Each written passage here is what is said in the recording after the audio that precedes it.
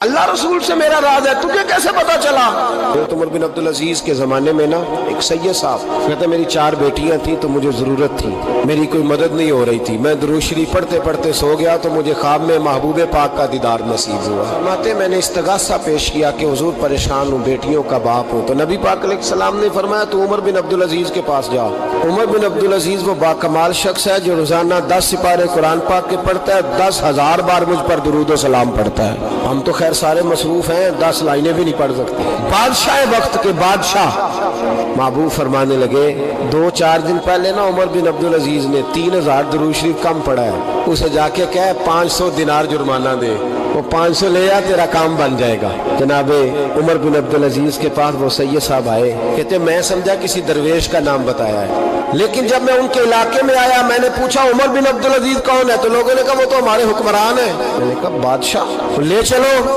جب میں گیا تو بڑا عالی شان جبہ، سر پر تاج، دائیں بائیں دربار میں لوگ۔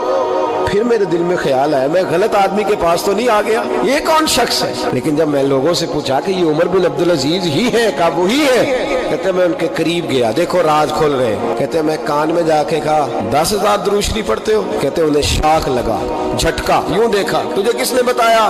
میں نے کہا کوئی ہفتہ سوا پہلے 3000 کم بھی پڑھا ہے۔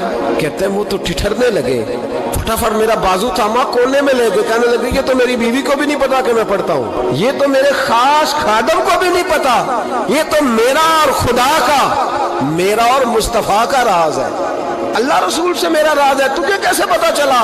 تو کہتے ہیں وہ سید صاحب کہتے ہیں میں نے ان سے کہا کہ جن کے ساتھ آپ کا راز ہے مجھے انہوں نے ہی بتایا ہے، رازدار نے ہی بتایا ہے، اور محبوب نے فرمایا میں سید ہوں، مجھے گھر میں ضرورت تھی، صدقہ زکوٰۃ لے نہیں سکتا، مجھے حضور نے کہا جا اسے کہہ تجھے 500 دینار دے، کم پڑا درود شریف؟ تو کہتے ہیں حضرت عمر بن عبدالعزیز ایک ستون کے پاس چلے گئے اور ستون پر انہوں نے بازو رکھے، چہرہ رگڑ کے چیخے مار کے روئے، تو وہ میر حرم، میں غریب بے نوا